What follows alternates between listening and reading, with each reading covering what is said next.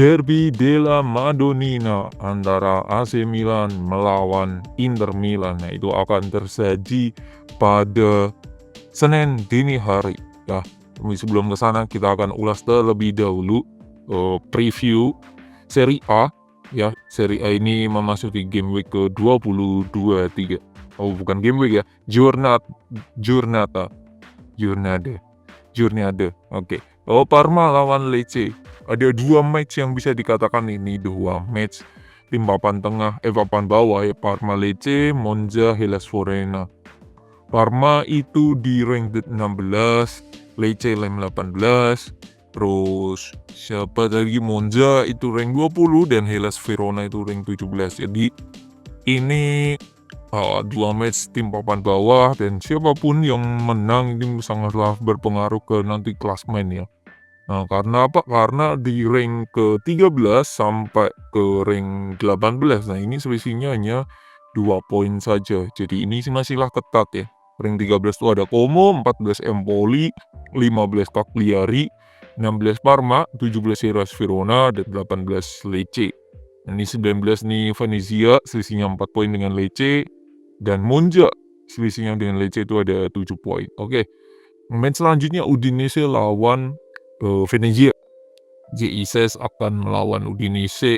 Ini away cukup berat untuk Venezia, tetapi Venezia 2 match ini tidak pernah kalah. Itu poin pentingnya, poin utamanya. Dan Udinese 2 match ini selalu kalah ya, lawan Roma dan lawan Como. Jadi Udinese tidaklah hal yang buruk. Cuman Venezia ini buruknya itu di lini depannya, baru 20 gol dia cetakan. Oke, Atalanta Torino ya, mungkin ini partai yang bisa dikatakan harusnya Atalanta bisa menang dengan mudah ya di sini. Cuman kalau kita melihat Torino pun bukan lawan yang sembarangan, tidak bisa kita anggap remeh karena secara histori pun dia belum pernah terkalahkan dalam 5 match, yang mana hasilnya 4 imbang dan 1 kemenangan ya. 2 hasil imbang diantaranya itu lawan tim yang di atasnya, yaitu Vio dan Juve ya. Jadi itu mungkin Torino sedikit menyulitkan, tapi Atalanta masih diunggulkan lah saya melihat.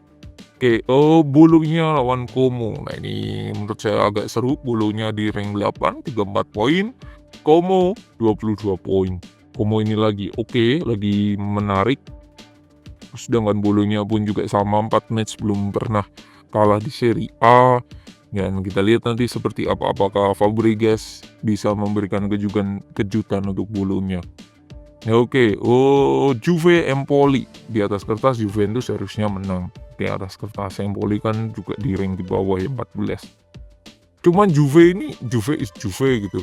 Dia 2 match tidak bisa mendapatkan kemenangan, bahkan kalahan pertama lawan Napoli ya di Serie A, lalu kemarin pun juga kalah di UCL lawan Benfica. Jadi ini menunjukkan bahwa Mota tidak seluar biasa itu, dan banyak match dia hanya hasil imbang ya. Jadi Juve ini harusnya menang di atas kertas, tapi kita tidak tahu nanti seperti apa Juve, apakah memberikan kejutan lagi, terdampar. Vio Girona. Nah, ini Vio sebelumnya emang on fire, tapi akhir-akhir ini mulai ngeflop, mulai ngedrop. Kita lihat nantinya seperti apa Vio, apakah bisa kembali melakukan performanya melawan Genoa.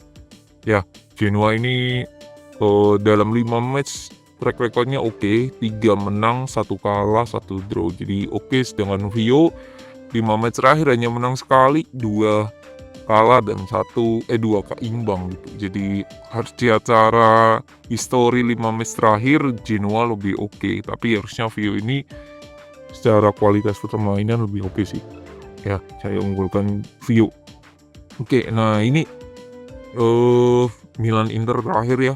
Lalu Cagliari akan menghadapi Lazio. Cagliari ini juga di rank di bawah 15 lawannya Lazio. Lazio juga kurang di match terakhir. Lawan Vio mereka kalah, tapi Lazio berada di rank di atas, harusnya Lazio bisa memenangkan pertandingan ini.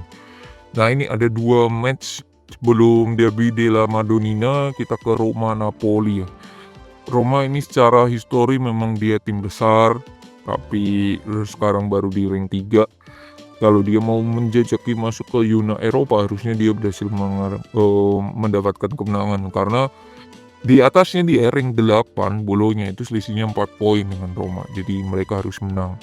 Sedangkan lawannya, nah ini kan Napoli itu rank nomor 1 itu.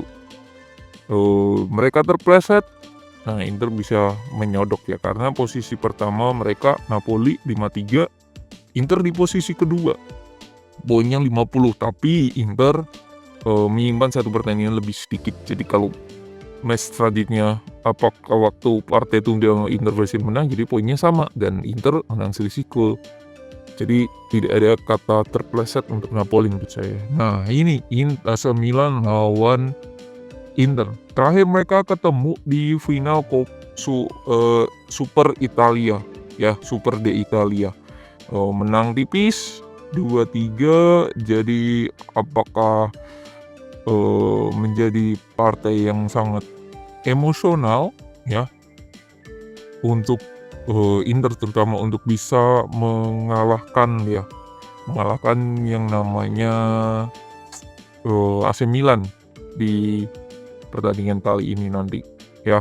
Kalau kita lihat kemarin pun juga Milan track recordnya juga tidak yang wow banget. Dia sempat sebelumnya lawan Juve mereka kalah 2-0, tapi terakhir menang susah payah lawan Parma.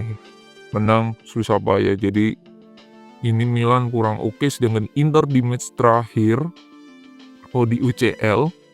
Nah, di UCL pun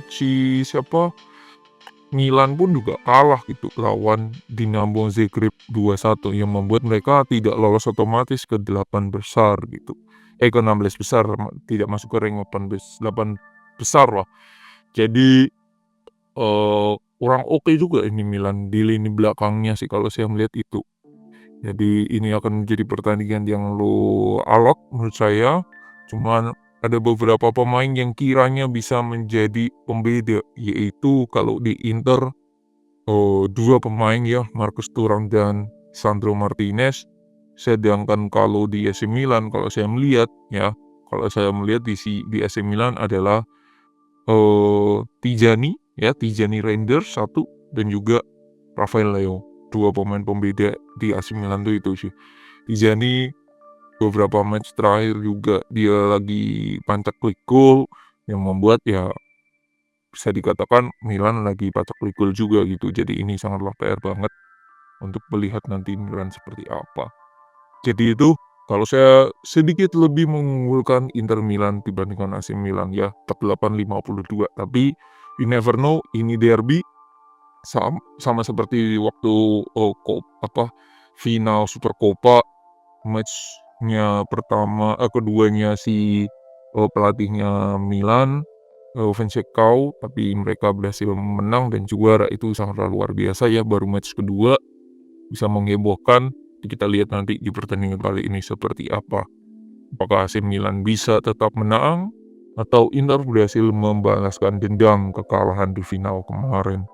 Jadi itu kalau saya sedikit menjagokan Inter ya, 48-52 untuk Inter Milan. Menang tipis, mungkin Lautaro Martinez akan jadi pembeda di pertandingan kali ini.